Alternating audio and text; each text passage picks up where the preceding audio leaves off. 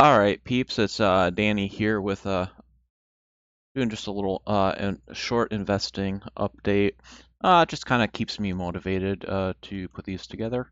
Not a lot going on, just been re-optioning a lot the NLY for a little extra cash. Some of my PSEC expired, so I re-optioned that. I mean, technically at 5 it would be a slight loss on my cost of 5.28, but I have been getting quite a lot of dividends over time with it, so I think it would be additive. I also think that the likelihood that it does get through to that 5 call point is fairly low, so risk reward, it just seemed like the right idea.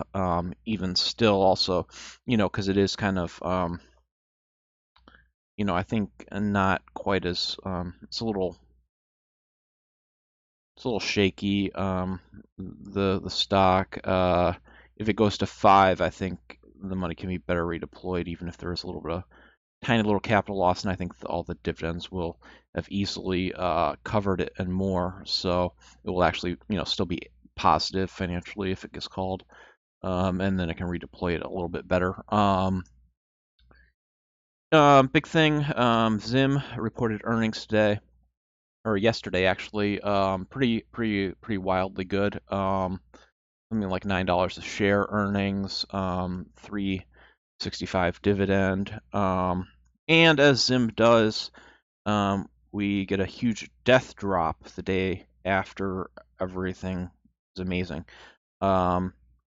Probably too much selling. Maybe someone got in there short. It's kind of a wild thing because the shorts do have to pay out the dividend, which is quite hefty. So dividend is I think December 2nd. I wasn't sure if I should wait. Obviously timing here wasn't quite the best at the moment, but it was pretty solid. Because it was that thing was up in the 26 range. Picked it off at 23.99. I also put in $3,000 in another account. I didn't realize Zim was dropping so much. I had been working on another account and mostly just popped in more NYL and threw some options on top, like I've been doing. But wish I'd seen the Zim, but whatever. And then I decided, like, hey, what the heck? I'm gonna do a 1-day call on Zim for $27. So I picked up $27 on that. I mean, if it does get called, it's a 50% profit off my purchase price. So that would be, like a, $50 plus, plus the 27. So, I mean, could it get called? Yeah, definitely. I mean, the thing was 26 yesterday, and the earnings at $9 earnings, and the outlook is good. I mean, I think that,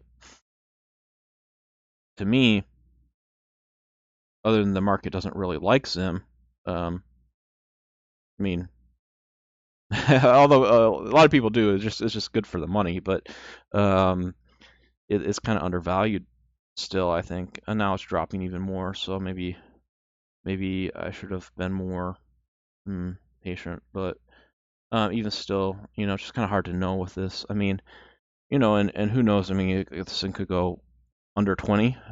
I mean, somebody goes crazy and shorts it. People do that. Um, but my feeling is, it'll go back up in above 25. So I just got to be play patient with it. Hopefully, collect the dividend, and then hopefully sell it above what I paid.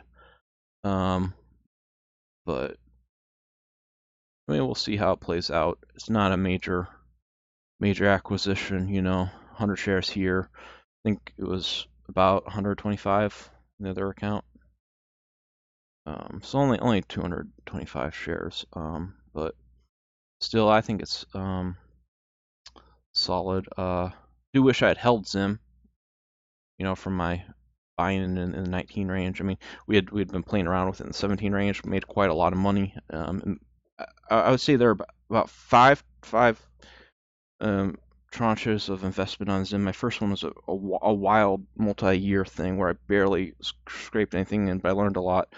The other ones were quite a lot more profitable, so this is kind of like my sixth go around with Zim. But I mean, they have not all been as wildly profitable. I've really left way more money on the table than I should have. But you know, it is what it is. It's been good to me. There's no stock that has made me so much money as Zim. So hopefully that continues. Although I wish I was in better position for it. But you know, I've got really deep into NYL, and I'm liking what I'm seeing. I'm liking what I'm seeing. I'm liking what I think will happen. But and I'm liking that I'm just optioning off of it. Like every week, I'm rolling options, buying new options. It's just like, it's a pretty steady, source of income. All these options picking up, 17, on a couple weeks, or, even if you're picking up like, 7, 8 cents a week, running options down. A lot of times I am on some of the accounts. It's quite a lot. So, you know,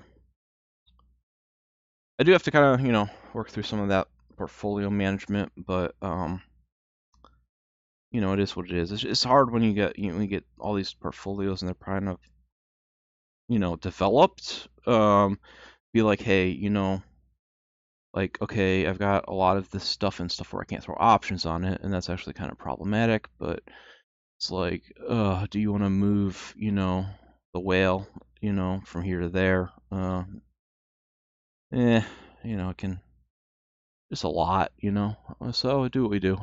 But everything's going well, just over time I become more of it's kind of become apparent I'm much better with options than you know, just flat out investing. So I need to focus more on options, but I'm just not set up that way, so it just takes a while. We'll see where things go too. I mean, also, obviously this account, I'm a little less favorable to interactive brokers and options than I am to some of the other platforms. I don't find interactive brokers as easy to roll the options. On the other hand, interactive brokers is super favorable on margin.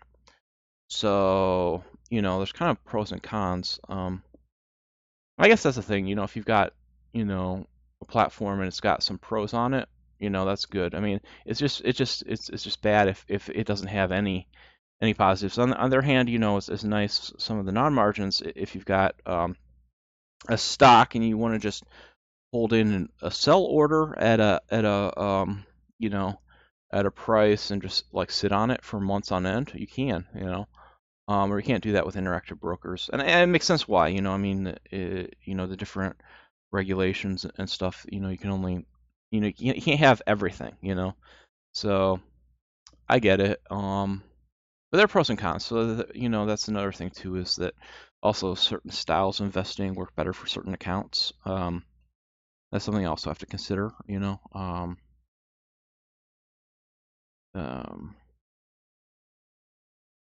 but yeah, I mean, it's going. And oh yeah, the final slide I think is the sort of our leverage thing. Leverage is within my um expectations. Obviously 1.67, that's kind of the upper edge of where I feel comfortable.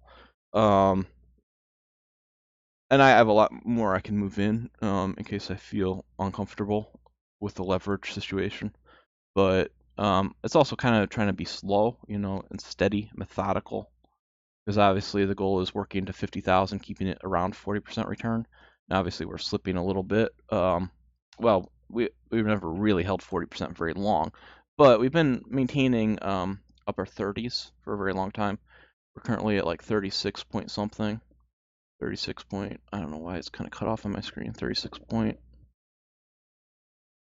36.69. Yeah, so we're holding upper 36. I mean, I guess when I say 40, I'm realistically upper 30s. If I can hold that, that's pretty strong. Especially, And that's kind of the goal. Something like Zim is to kind of keep that in there, hopefully induced. Obviously you throw an option in, hopefully it survives the option. We throw another option in, hopefully it survives that option. Hopefully we take the dividend, and then hopefully we sell it for a profit. That'll probably push you over 40%. See if it works that way, but that's kind of the pipe dream. Um, do I get gutsy and buy even more? And maybe. I'll have to see. Ooh, it keeps tanking. But I think it's gonna go knife up. But maybe somebody shorted it, and that would be a problem too. If somebody shorted it, then it's gonna be kind of ugly for a while. But I should really sit in my hands. I shouldn't be trying to finagle more in. But I'm not really in the position to finagle more in. Anyway, so well, see where it goes. Anyway, I don't, I'm not worried about it, but just watching it. Maybe there's some moves I can do. See where it goes. All right. Till next time, peeps. Have a good one. Okay.